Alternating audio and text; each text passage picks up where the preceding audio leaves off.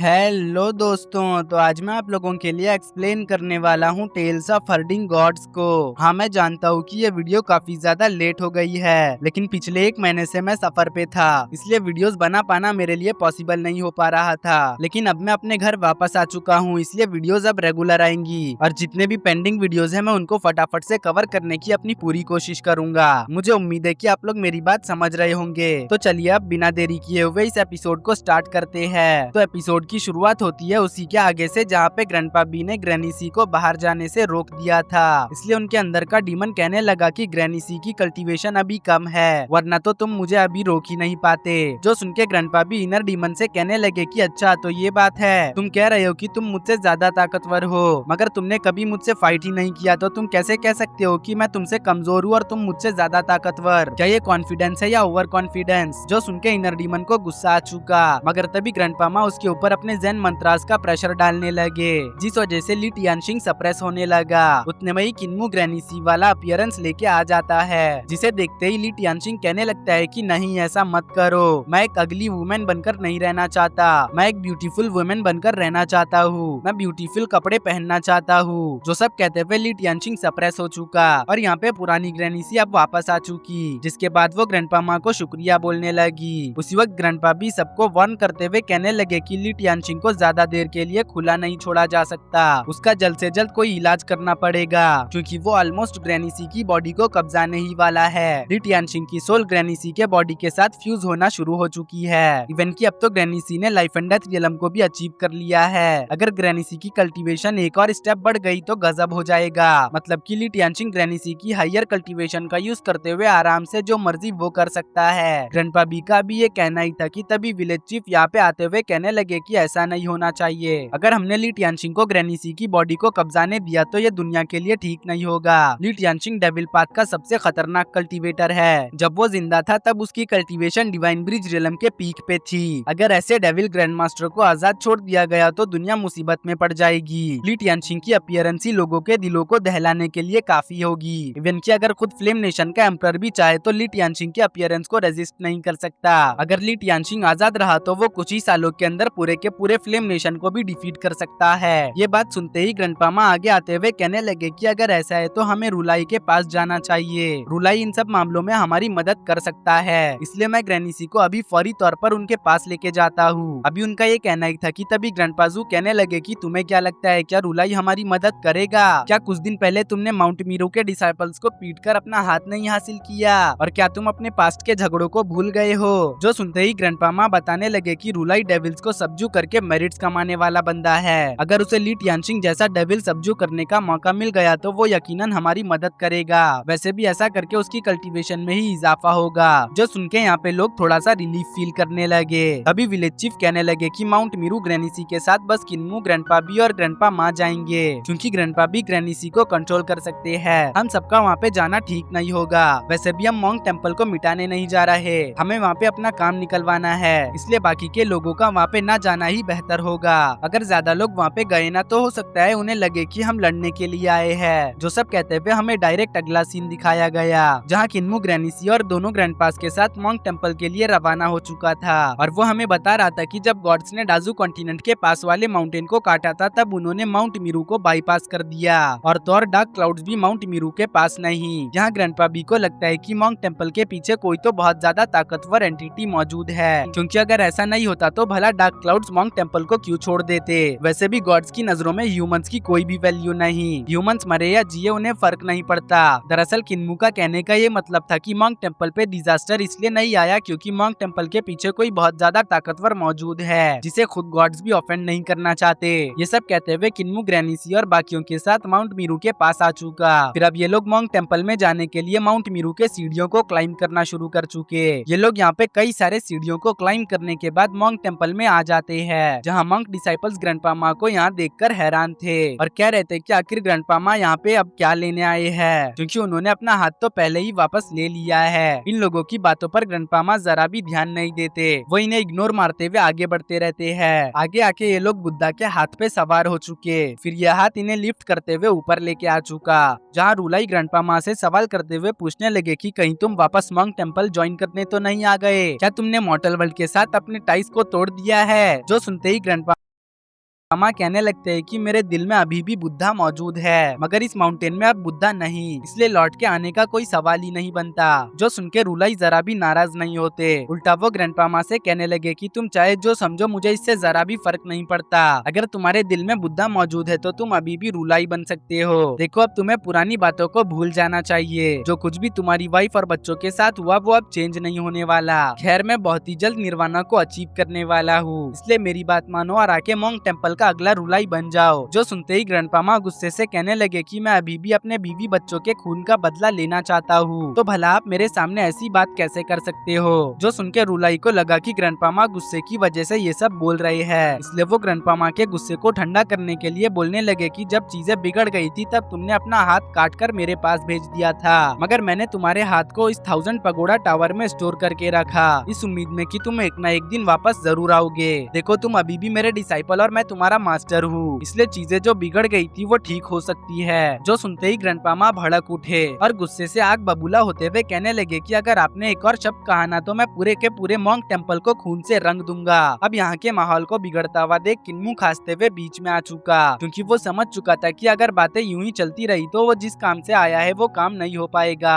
अब किन्मू रुलाई से कहने लगा कि ब्रदर, हम यहाँ पे एक अलग मैटर को लेके आए हैं, इसलिए मुझे उम्मीद है कि आप फिलहाल इन सब बातों को भूलकर हमारी मदद करेंगे। किन्मू की बात सुनते ही रुलाई कहने लगे कि कल्ट लीडर किन के साथ मेरा पहले से ही एक कार्मिक बॉन्ड है। जब ग्रैंडपामा ने तुम्हें मेरा बनाया हुआ मैजिकल स्टाफ दिया था तब मुझे लगा था कि मैं तुम्हें अपना डिसाइपल बना सकता हूँ, लेकिन तुमने तो अपना एक अलग ही पाथ चूज कर लिया। तुम्हारे इस एक्शन से मैं बहुत ज्यादा डिसअपॉइंट हुआ था। उतने में ही किन्मू कहने लगा कि रुलाई अब मजाक करना बंद करे, मैं यहाँ पे एक ईविल को खत्म करने आया हूँ। दरअसल फॉर्मर कल्ट मास्टर ली टियानशिंग इनर डीमन बनकर ग्रैनी सी को परेशान कर रहा है, तो मैं चाहता हूँ कि आप उस डेविल को सब्जू करके ईविल को खत्म करो। अभी किन्मू का ये कहना ही था कि तभी मोंग टेम्पल का एक एल्डर कहने लगा कि ग्रैनी सी डीमन कल्ट की सेंटेस हुआ करती थी, जिसने अपने हस्बैंड ली टियानशिंग को शादी के पहले ही रात कत्ल कर दिया, इसलिए अगर ली टियानशिंग डेविल है तो ये भी उससे कम नहीं। वैसे भी हम कभी भी डेविल्स के मामले में टांग नहीं अड़ाते। जो सुनकर रुलाई कहने लगे कि सभी लिविंग बीइंग एक बराबर है, इसलिए डेविल्स या ह्यूमंस में मेरे नजदीक कोई अंतर नहीं। वैसे भी डीमन कल्ट के लीडर अगर खुद आकर मुझसे हेल्प मांगेंगे तो भला मैं मना कैसे कर सकता हूँ। जो सब कहते हुए रुलाई नीचे आ चुके, फिर वो ग्रैनी सी से कहने लगे कि वो उनके रियल फॉर्म को देखना चाहते हैं। जो सुनते साथ ही किन्मू इसके लिए मना कर चुका।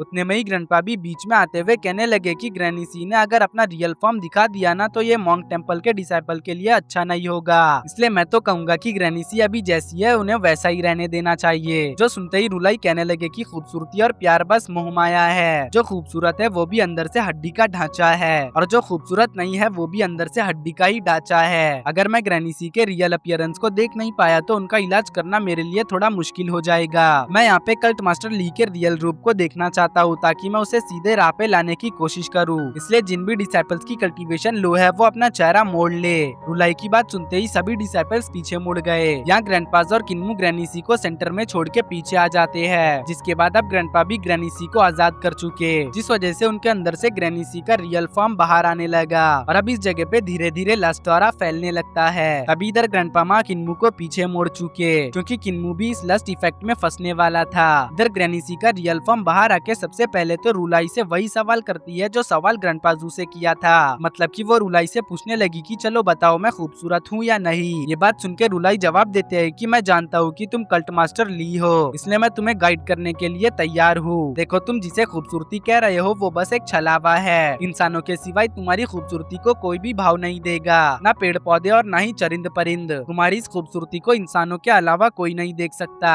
रुलाई की बात एकदम सही थी, क्योंकि ड्रैगन किलिंग के ऊपर लस्ट इफेक्ट का कोई भी असर नहीं हो रहा था। अब रुलाई बताने लगे कि खूबसूरती बस एक स्केलेटन के ऊपर पिंक फ्लैश है। जो सुनकर ली टियानशिंग कहने लगा कि रुलाई, मेरा डीमन कल्ट ह्यूमंस के अलावा किसी के बारे में नहीं सोचता, बस तुम्हारा सेक्ट ही सभी स्पीशीज के बारे में सोचता है, इसलिए फालतू का ज्ञान देना बंद करो और जो करना है वो फटाफट करो। चलो बताओ कि तुम मुझे कैसे सब्जू करोगे। जो सुनते ही रुलाई ने ली टियानशिंग को एक मिरर दिया, जिसे लेकर ली टियानशिंग उसमें अपना हुस्न देखने लगा और कहने लगा कि देखो यह हसीनो जमील चेहरा। अभी उसका ये कहना ही था कि तभी रुलाई कहने लगे कि जरा आईने को पलटा के देखो। जो सुनते ही ली टियानशिंग मिरर को पलटा के देखने लगा तो उसमें हसीनो जमील चेहरे के बजाय ह्यूमंस का असली स्ट्रक्चर मतलब कि बोन्स दिखने लगे, जिसे देखने के बाद रुलाई बताने लगे कि चाहे इंसान कितना भी खूबसूरत क्यों ना हो, एट द एंड उसकी लाइफ खत्म होने के बाद बस उसकी हड्डियां बचती है। जो सुनकर ली टियानशिंग कहने लगा कि फालतू की बकवास करना बंद करो, तुम्हारी ये बातें बस मॉडल्स को ही पागल बना सकती है। देखो मैंने सभी प्रिंसिपल्स को बहुत पहले ही जान लिया है, इसलिए तुम्हारी ये बातें मुझ पे काम नहीं आने वाली। वैसे भी मुझे तुम्हारी तरह ग्लोरियस लाइफ नहीं जीना,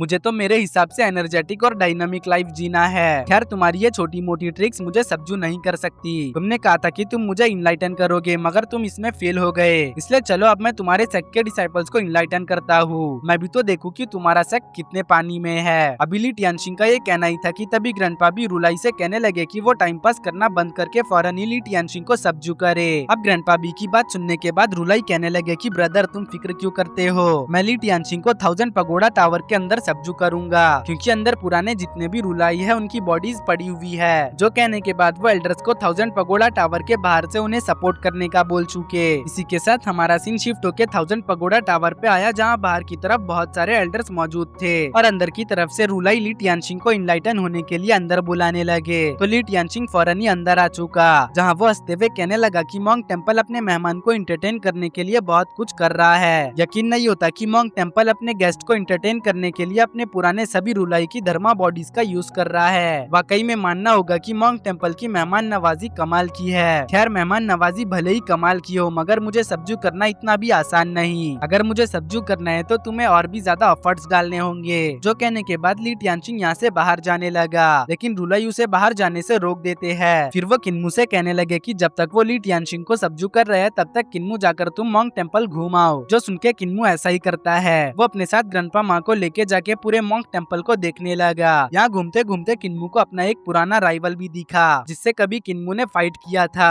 अब ये बंदा किन्मू से कहने लगा कि मैं उम्मीद करता हूँ कि मुझे हराने के बाद तुमने अच्छी इम्प्रूवमेंट किया होगा। दरअसल ये सवाल तो यहाँ पे किन्मू को इस बंदे से पूछना चाहिए था, मगर अब ये बंदा किन्मू को खुद से ज्यादा ताकतवर समझने लगा, क्योंकि किन्मू ने जब इसे हराया था तब इसने ठान लिया था कि अब वो बहुत ज्यादा ताकतवर बनेगा और किन्मू को ढूंढकर उसे दोबारा से चैलेंज करके हराएगा। अब इस बंदे मिंग की बात सुनने के बाद किन्मू उससे कहने लगा कि तुम मेरी फिक्र मत करो, अब मैं वो पुराना किन्मू नहीं रहा। यकीन मानो अब मैं तुम्हारी सोच से भी ज्यादा आगे निकल चुका हूँ। किन्मू की ये बात मिंग को जरा भी पसंद नहीं आती, इसलिए वो भी कहने लगा कि मैं भी अब पुराना मिंग नहीं रहा, मैंने भी अब अपने वीक पॉइंट को मॉडिफाई कर लिया है, इसलिए अब तुम मुझे नहीं हरा सकते। जो सुन के किन्मू कहने लग चुका कि भले ही तुमने अपने वीक पॉइंट को मॉडिफाई कर लिया, मगर मैं तुम्हें बता दूं कि मॉडिफिकेशन तुम्हारी एक कमजोरी भर सकती है, ना कि दूसरी। तुम अगर मॉडिफिकेशन से एक घाव को भरोगे तो दूसरा घाव अपीयर हो जाएगा। किन्मू की बात सुनते ही मिंग उसे चैलेंज कर चुका और कहने लगा कि चलो आ जाओ, देखे किसमें है कितना दम। मिंग की बात सुनते ही उसका मास्टर यहाँ पे घबरा चुका, क्योंकि वो किन्मू की आइडेंटिटी को जानता था और वो ये भी जानता था कि किन्मू बहुत ज्यादा खतरनाक है, मगर ग्रैंडपा माँ के रहते हुए वो यहाँ पे कुछ भी नहीं बोलता। अब मिंग किन्मू से फाइट करने लग चुका, लेकिन किन्मू पल भर में ही मिंग को चारों खाने चित कर देता है और अब मिंग को समझ आ चुका था कि किन्मू का मुकाबला कर पाना उसके लिए आसान नहीं। साथ ही साथ वो ये भी कहने लगा कि सच में महायाना सूत्रा को मॉडिफाई नहीं किया जा सकता। तो किन्मू कहने लगा कि अपने मार्शल आर्ट को मॉडिफाई करने की बजाय तुम उसे गहराई तक अंडरस्टैंड क्यों नहीं करते। देखो अगर तुम चाहते हो कि तुम अपने फ्लॉज को भरो तो उसके लिए तुम्हें अंडरस्टैंडिंग और एक्सपीरियंस चाहिए होगा। अंडरस्टैंडिंग तुम्हें घर पे क्लोज डोर कल्टीवेशन करने से बिल्कुल भी नहीं मिलने वाला। अगर तुम्हें अंडरस्टैंडिंग और एक्सपीरियंस चाहिए तो उसके लिए बाहर जाना होगा। तो चलो बताओ, क्या तुमने कभी बाहर जाके कल्टीवेशन करने का सोचा है? जो सुनते ही मिंग सोच में पड़ गया, क्योंकि आज से पहले कभी भी उसने इस बारे में नहीं सोचा था। वो तो शुरुआत से ही मोंग टेम्पल में कल्टीवेट करते आया है। उसके एक्सप्रेशंस बता रहे थे कि वो आउटसाइड वर्ल्ड को देखना चाहता है, मगर वो मोंग टेम्पल को कैसे छोड़ सकता है। अब ये बात किन्मू ने भी नोटिस कर लिया, इसलिए वो उससे कहने लगा कि बुद्धा किसी जगह पर नहीं, तुम्हारे दिल में है। अगर बुद्धा तुम्हारे दिल में है तो तुम कहाँ रह के कल्टीवेट करते हो, इससे जरा भी फर्क नहीं पड़ता। जो कहने के बाद किन्मू ग्रैंडपा माँ के साथ आगे निकल चुका। इधर पीछे की तरफ मॉन्क मास्टर कह रहे थे कि किन्मू तो बहुत ज्यादा खतरनाक है। अब मुझे समझ आ रहा है कि डाजू कॉन्टिनेंट का एक बच्चा डीमन कल्ट का लीडर कैसे बन गया। किन्मू तो अभी ठीक से बड़ा भी नहीं हुआ है, मगर अभी से ही उसकी बातें बहुत ज्यादा खतरनाक और इविल है। यकीनन अब किन्मू की वजह से डीमन कल्ट की ग्लोरी वापस से रिवाइव हो सकती है। जो सुन के मॉन्क डिसाइपल किन्मू को डिफेंड करते हुए कहने लगा कि भला किन्मू ने कहा कुछ गलत कहा, मेरे हिसाब से किन्मू बिल्कुल सही बोल रहा था। जो सुन के मॉन्क मास्टर उसे जवाब देते हैं कि भले ही किन्मू की बातें तुम्हें अभी अच्छी लग रही हो, लेकिन तुम्हें ये बात बिल्कुल भी नहीं भूलना चाहिए कि वो डेविल पाथ के सबसे खतरनाक और ताकतवर सेक्ट का लीडर है। ऊपर से किन्मू का रिलेशन इंपीरियल एडवाइजर से कुछ ज्यादा ही गहरा है। तो इसीलिए मैं तो चाहूंगा कि रुलाई किन्मू को यहीं पे हमेशा के लिए कैद कर दे, ताकि आने वाली मुसीबतों को टाला जा सके। यही हमारे और बाकियों के लिए सही रहेगा। अब दूसरी तरफ किन्मू की मुलाकात जेनसन से हुई, जो उसे महायाना सूत्रा को कल्टीवेट करने के लिए एक स्पेशल जगह पे लेके आ गया। यहाँ किन्मू बता रहा था कि रूलाई उसे इनलाइटन करना चाहते हैं, इसीलिए उन्होंने किन्मू को महायाना सूत्रा कल्टीवेट करने की परमिशन दी। अब किन्मू महायाना सूत्रा को कल्टीवेट करते हुए हमें उसके बारे में कुछ चीजें भी बताता है, जैसे कि महायाना सूत्रा में पूरे 20 लेवल्स है, जिनमें से 19 लेवल्स को ग्रैंडपामा ने तो ऑलरेडी कल्टीवेट कर लिया है, और जब वो 20वें लेवल पे पहुंच जाएंगे तो वो भी रूलाई बन सकते हैं, क्योंकि रूलाई बनने के लिए आपको पूरे के पूरे 20 लेवल्स को कल्टीवेट करना जरूरी है। अब किन्मू कहने लगा कि शायद इसी वजह से आज भी रूलाई चाहते हैं कि अगला रूलाई ग्रैंडपा माँ बने।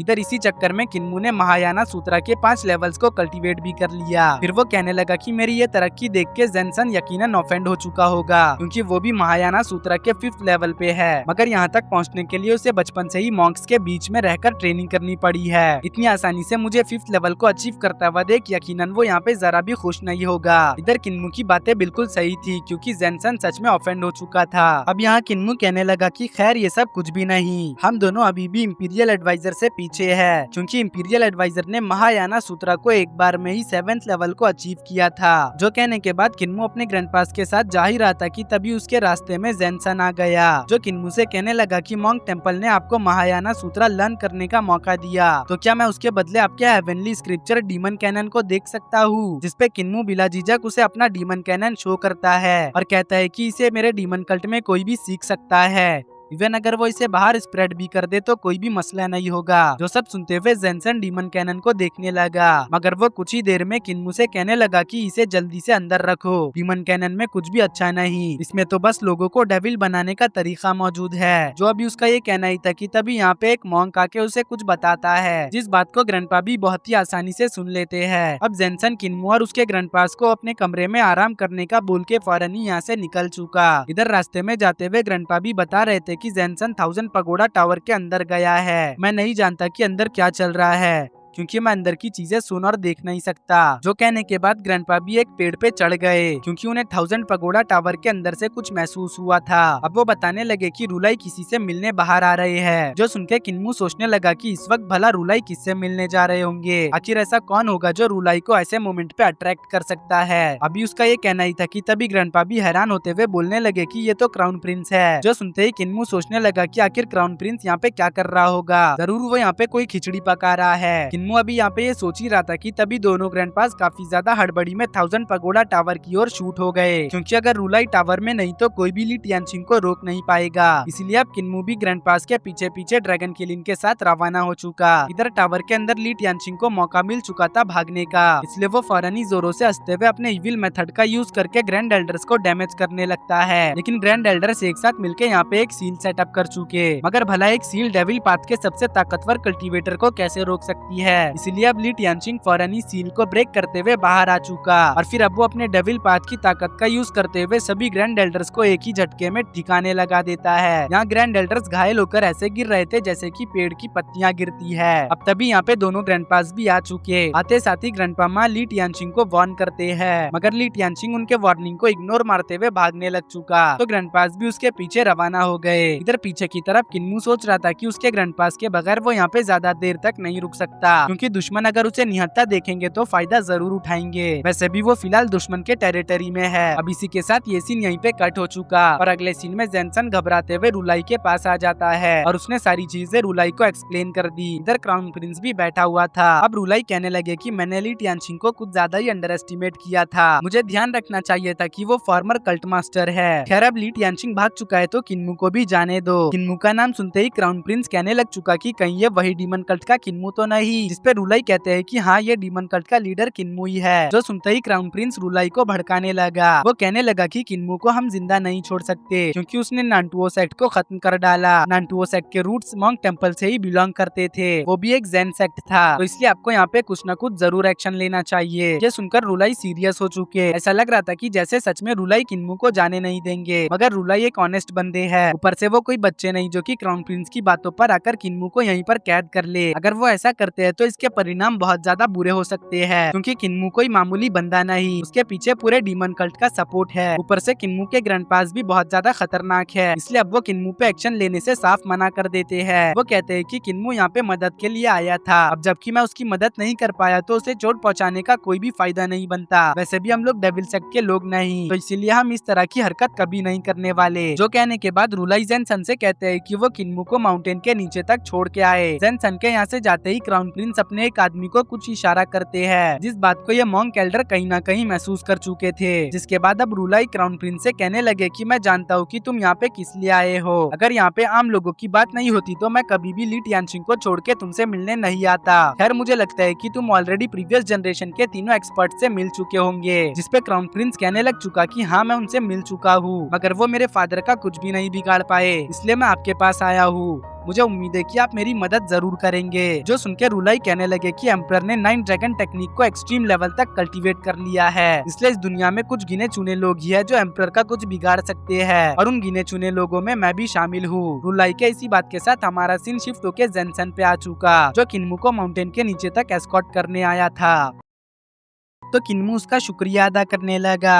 अब रास्ते में चलते हुए जेनसन किन्मू से कहने लगा कि तुमने हमारे लिए जितनी मुसीबतें क्रिएट की है उसके बावजूद भी तुम्हें जाने देना ये बहुत बड़ी बात है। यकीन मानो अगर हमारे अलावा कोई और होता ना तो वो तुम्हें जाने नहीं देता। जो सुनते ही किन्मू कहने लगा कि हाँ ये तो सच है। वैसे अगर सच कहूँ तो रूलाई एक ब्रॉड माइंडेड पर्सन है, उनका ये एक्शन वाकई में बहुत बड़ा है। तो जेनसन कहने लग चुका कि अगर तुम इतने ही शुक्रगुजार बन रहे हो तो क्यों ना तुम मुझे एक और मर्तबा डीमन कैनन को देखने का मौका दो। ये बात साथ ही किन्मू फौरन ही डीमन कैनन को रिलीज कर चुका, जिसे देखने के बाद जेनसन कह रहा था कि डीमन कैनन का हर एक शब्द इविल को दर्शाता है, अगर उसे कोई समझ ले तो वो सच में एक डेविल बन जाएगा। जो सुनते साथ ही किन्मू उससे पूछने लगा कि भला तुम्हें ऐसा क्यों लग रहा है, जिसपे जेनसन बताने लगा कि जरा इस क्रिएशन स्किल को गौर से देखो, इसे यूज करना है तो उसके लिए खून और सोल लगता है। जो सुनके किन्मू उसे बताने लगा कि ऐसा नहीं है, इसमें सोल और ब्लड तो लगता है, मगर जरूरी नहीं कि आप हमेशा दूसरे के खून और सोल को यूज करो। आप चाहो तो क्रिएशन स्किल को अपने खून और अपने सोल से भी परफॉर्म कर सकते हो। जो बताने के बाद किन्मू एक चिड़िया बना के बताता है। ये देख के जेनसन कहने लगा कि ठीक है, तो इस प्री सेलेस्टियल स्किल का क्या, इसमें तो पक्का इविल मेथड का यूज किया जा रहा होगा। तो किन्मू बताने लगा कि बिल्कुल भी नहीं, अगर उसे आप सही तरीके से यूज करना चाहो तो कर सकते हो, लेकिन अगर आप गलत तरीके से यूज करना चाहो तो आपके लिए कई सारे दरवाजे खुले होते हैं। प्री सेलेस्टियल स्किल को एक मर्तबा गलत तरीके से शैडो हॉल के मास्टर ने यूज किया था, जिसको कि हमने कब का ही एग्जीक्यूट कर दिया है। जो सुनते ही जेनसन अर्थ ओरिजिन टेक्निक के बारे में कहने लगा। वो कहने लगता है कि इसमें तो यकीनन इविल मेथड का यूज किया जाता है, क्योंकि इसमें लिखा हुआ है कि तुम जितने लोगों को मारोगे तुम अर्थ ओरिजिन फायर को उतना ही स्ट्रॉन्ग कर सकते हो। जो सुनकर किन्मू से बताता है कि इसका बस एक ही नाम नहीं है, इसे क्रिएशन भी कहा जाता है, इसलिए अगर जब कोई अर्थ ओरिजिन स्किल को प्री सेलेस्टियल स्किल के साथ कंबाइन करके यूज करता है तो वो बिना लोगों को चोट पहुंचाए भी अर्थ ओरिजिन फायर को क्रिएट कर सकता है। जो कहने के बाद किन्मू उसे ऐसा करके बताता है। दरअसल इस मेथड में फायर को क्रिएट करने के लिए अर्थ की ची पावर का यूज किया जाता है। अब किन्मू इस फायर से अटैक करके भी बताता है, जिसके बाद वो जेनसन को भी इसे ट्राई करने को बोलने लगा, लेकिन जेनसन सीधे सीधे इस पर मना कर चुका। तो किन्मू से उसके क्वेश्चंस जारी रखने को बोलने लगता है। अब जेनसन कहने लगता है जितना मैं इसे देख रहा हूँ उतना ही मेरा दिल ट्रेम्बल होते जा रहा है, इसकी डिमोनिक पावर सच में टेरिफाइंग है। खैर इस फ्यूनरल सेंडिंग स्किल में जरूर पूरे फैमिली को वाइप आउट कर दिया जाता होगा। क्यों मैं सही कह रहा हूँ ना? जिसपे किन्मू जवाब देता है कि नहीं, ये बिल्कुल भी सही नहीं। फ्यूनरल सेंडिंग स्किल को हमारे फ्यूनरल हॉल के लोग कल्टीवेट करते हैं। इसमें फ्यूनरल पेपर्स को कल्टीवेट किया जाता है। जब भी किसी का फ्यूनरल रखना होता है तो ये फ्यूनरल हॉल के लोग इस चीज को आसान कर देते हैं। वैसे अब मुझे लगता है कि जेनसन को डीमन कैनन ज्यादा नहीं देखना चाहिए, क्योंकि इससे तुम्हारा ज़हन हट डिस्टर्ब हो रहा है। जो सुनके जेनसन को बुरा लग गया, इसलिए वो कहने लगा कि हमने तुम्हें महायाना सूत्रा कल्टीवेट करने का मौका दिया, मगर फिर भी तुम मुझे डीमन कैनन को देखने से मना कर रहे हो। जो सुनते ही किन्मू जेनसन को मना नहीं करता। अब ये लोग इसी तरह से आगे बढ़ते जा रहे थे। दूसरी तरफ क्राउन प्रिंस का बंदा भी अपने असैसिन्स को समन करते हुए किन्मू को मारने के लिए रवाना हो चुका। अब इस तरफ इन सब चीजों से अनजान किन्मू माउंटेन के नीचे आ चुका था। यहाँ जेनसन ने भी अब तक डीमन कैनन को कम्प्लीटली रीड कर लिया था, मगर उसे सारी चीजें गलत वे में समझ आई थी। इसलिए वो कह रहा था कि डीमन कैनन सच में डीमन कल्ट का डिवाइन स्क्रिप्चर कहलाने लायक है। जो कहने के बाद वो किन्मू से पूछने लगा कि वैसे मैंने सुना था डीमन कल्ट के लोगों को स्टेट ऑफ माइंड कल्टीवेट करने की कोई जरूरत नहीं होती। क्या ये सच है? अगर ये सच है तो फिर उनका दिल कभी भी बदल सकता है, क्योंकि वैसे भी सिर्फ पावर को कल्टीवेट करने से आप दिल को संभाल नहीं सकते। जो सुन के किन्मू कहने लगा कि क्या सच में तुमने ये सब सुना? अब किन्मू और कुछ क्या पाता उससे पहले ही जेनसन बोल पड़ा कि अगर जेन टेक्निक्स को डीमन कैनन के साथ मर्ज कर दिया जाए तो यकीनन ये फ्लोलेस हो जाएगा। जो कहते कहते जेनसन अपनी जगह पे ही रुक जाता है। फिर वो कहने लगा कि डेविल स्किल जेनसन को कंफर्म करती है और जेन हार्ट डेविल को कंट्रोल करती है। मैं ये सोच रहा हूँ कि अगर इन दोनों पाथ की टेक्निक्स को मिला दिया जाए तो कितनी खतरनाक टेक्निक बनेगी। इसलिए कल्ट मास्टर किन, चलो क्यों ना तुम इसे वेरीफाई करने में मेरी मदद करो। जो कहते साथ ही ये दोनों आपस में भिड़ गए। यहाँ फाइट करते हुए किन्मू जेन टेक्निक्स का यूज कर रहा था और वहीं जेनसन डीमन कैनन का। इधर ये दोनों फाइट करते हुए एक दूसरे पे लगातार अटैक्स किए जा रहे थे, मगर किन्मू तो कुछ ही पल में जेनसन को डोमिनेट कर चुका। ये दोनों इतनी तेजी से फाइट कर रहे थे कि उसकी एनर्जी दूर से भी देखी जा सकती है। उसी वक्त यहाँ पे क्राउन प्रिंस के असैसिन्स भी आ चुके। असैसिन्स को तो समझ ही नहीं आ रहा था कि कौन किन्मू है और कौन जेनसन, लेकिन जैसा कि डीमन कैनन डेविल पाथ से बिलोंग करती है तो असैसिन्स ने इसी का अंदाजा लगाते हुए अटैक करने का फैसला किया। इधर किन्मू जेनसन से फाइट करते हुए कहने लग चुका था कि तुम तो सब चीजों को गलत वे में ले रहे हो, तुम जानबूझकर हर एक चीज का गलत मतलब निकाल रहे हो, जबकि उसमें अच्छी भी चीजें छुपी हुई है। ये सब कहते हुए किन्मू ने जेनसन का एक हाथ भी तोड़ दिया, मगर इससे जेनसन को जरा भी फर्क नहीं पड़ता, क्योंकि अब उसके ऊपर डीमन कैनन का साइड इफेक्ट होना शुरू हो चुका था। वो यहाँ पे अब डेविल्स की तरह बिहेव करने लगता है। अब इससे पहले कि जेनसन किन्मू पे अटैक करता उसी वक्त उसके ऊपर शूरिकेन से अटैक हो चुका। इस एक ही अटैक में जेनसन मारा जाता है। ये सीन देखने के बाद किन्मू तो काफी हैरान था, मगर तभी मॉन्क टेम्पल का फ्यूनरल बेल रिंग करने लग जाता है, जिस वजह से पूरे मॉन्क टेम्पल को पता चल चुका कि उनके टेम्पल से कोई मारा जा चुका। इधर बेल के बजते साथ ही किन्मू एक पेड़ के पीछे आके छुप जाता है और वहीं असैसिन्स तो काफी ज्यादा हैरान थे। उन्हें समझ ही नहीं आ रहा था कि आखिर उन्होंने क्या कर दिया। मगर क्राउन प्रिंस का जो बंदा था वो यहाँ पे कहने लगा कि हम किन्मू को जाने नहीं दे सकते, हमें किन्मू को आज ही मारना होगा। जो कहने के बाद इन लोगों ने किन्मू पे हिडन वेपन से अटैक कर दिया, मगर किन्मू तो अटैक्स को डॉज करते हुए भागने लग चुका।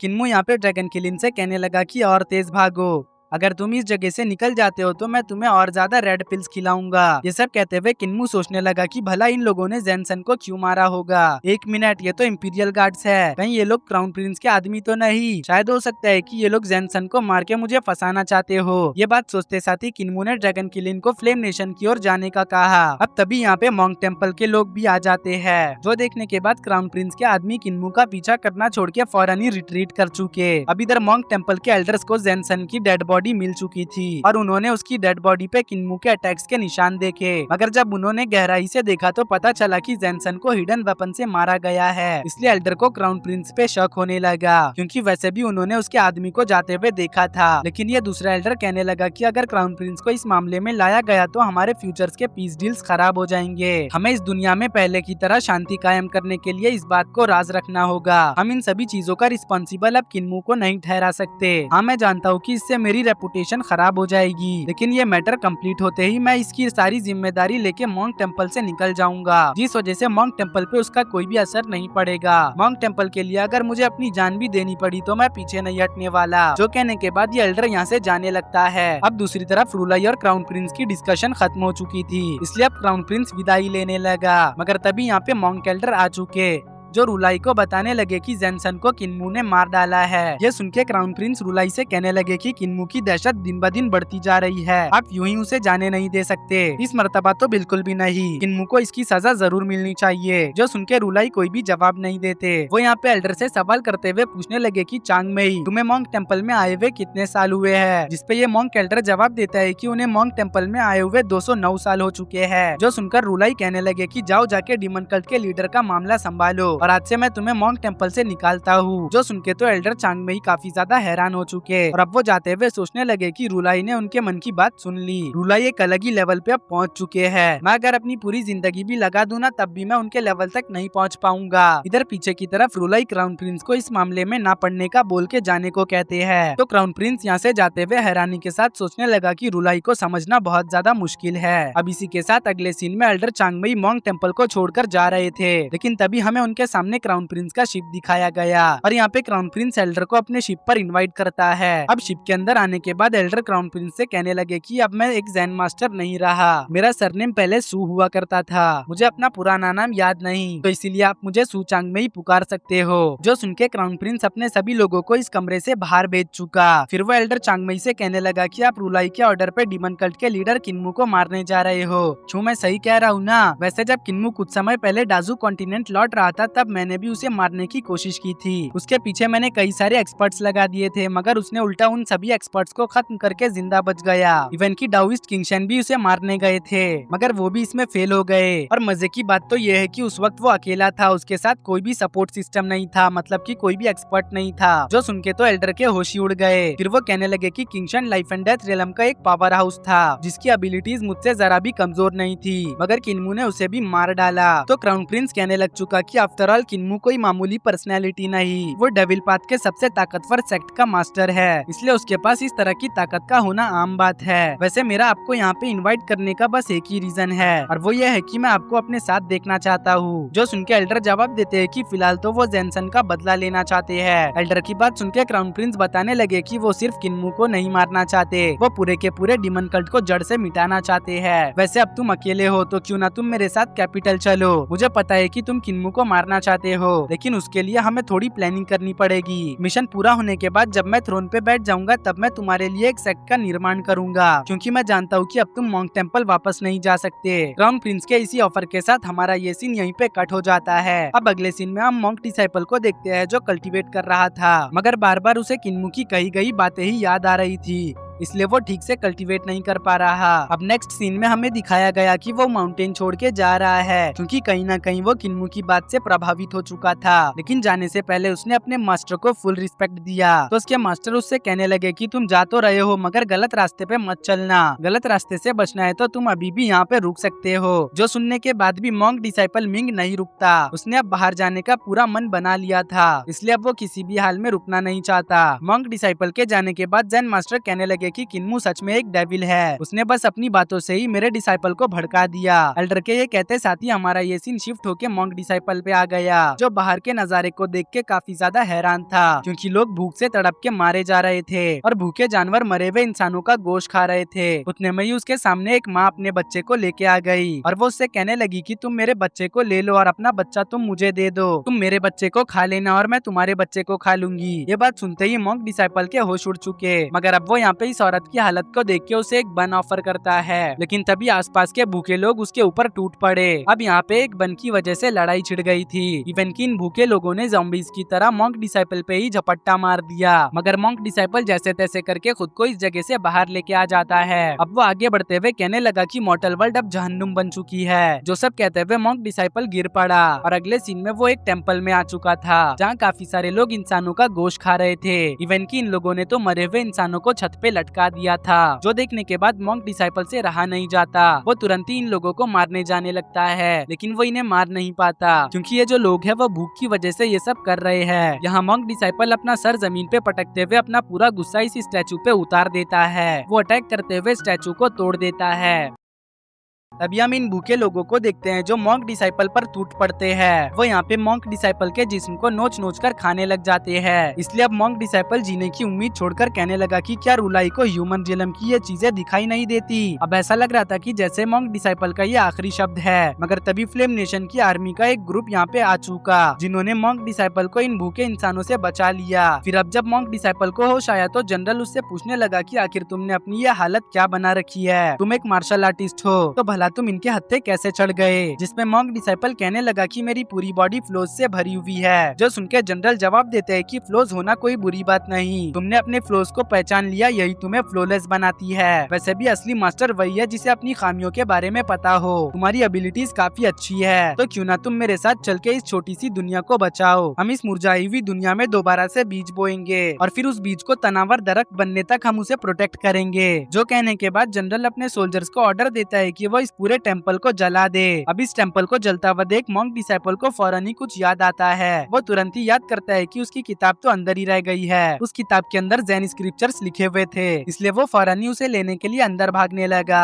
लेकिन जनरल उसे रोक लेता है और उससे पूछने लगता है कि चलो बताओ तुम्हारी किताब कितनी मोटी है। जिसपे मॉन्क डिसाइपल जवाब देता है कि उसमें बस 2 पेजेस है। जो सुन के जनरल जवाब देता है कि बस 2 पेजेस, तुम्हारी किताब तो इस कड़कती ठंड में ठीक से गर्मी भी नहीं दे सकती। जो कहने के बाद जनरल कहने लगा कि फिलहाल तो तुम अपनी उस किताब को भूल जाओ, क्योंकि जब दुनिया में पीसी नहीं रहेगा तो तुम किताब का क्या करोगे। अगर तुम्हें किताब पढ़ना है तो उससे पहले डिजास्टर के खत्म होने का इंतजार करना होगा। जब सारी चीजें नॉर्मल हो जाएंगी तब मैं खुद तुम्हें एक बकेट भर के किताब दूंगा, तब तुम्हें जितनी स्क्रिप्चर्स पढ़नी हो पढ़ लेना। जो सब कहने के बाद जनरल यहाँ से चला गया। अब इधर पीछे की तरफ मॉन्क डिसाइपल कहने लगा कि अगर किसी को किताब पढ़ना है तो उसके लिए उसे डिजास्टर के खत्म होने का इंतजार करना पड़ेगा। लेकिन क्या होगा अगर डिजास्टर खत्म ही ना हो। सच कहूँ तो अगर किताबों में लिखी हुई स्क्रिप्चर्स के उसके वक्त लोगों की मदद नहीं कर सकती तो उसका क्या फायदा। कल्ट मास्टर किन ने बिल्कुल सही कहा था, स्क्रिप्चर जैसा कह रही है जरूरी नहीं कि तुम भी वैसा ही करो। अब से मैं खुद का स्क्रिप्चर बनाऊंगा और खुद का रुलाई भी। जो कहने के बाद मॉन्क डिसाइपल फ्लेम नेशन के डिजास्टर रिलीफ आर्मी ग्रुप के साथ जा मिला। दूसरी तरफ मॉन्क टेम्पल में रुलाई कह रहे थे कि हेवनली गॉड्स गुस्सा हो चुके हैं, अगर डिजास्टर को रोकना है तो हेवनली गॉड्स के गुस्से को कम करना होगा। अब वक्त आ चुका है कि हेवनली गॉड्स के गुस्से को कम किया जाए। उनके ये कहते साथ ही हमें दूर आसमानों में एक हाथ और बॉटल दिखाया गया जो शायद से डिजास्टर को रिलीज कर रहा था। ये हाथ मुझे लगता है कि और किसी का नहीं हेवनली गॉड का होगा। इसी के साथ अब हमारा ये एपिसोड यहीं पे एंड होता है। इसका नेक्स्ट एपिसोड भी मैं बहुत ही जल्द अपलोड करने वाला हूँ, तो उसे देखना बिल्कुल भी मत भूलना।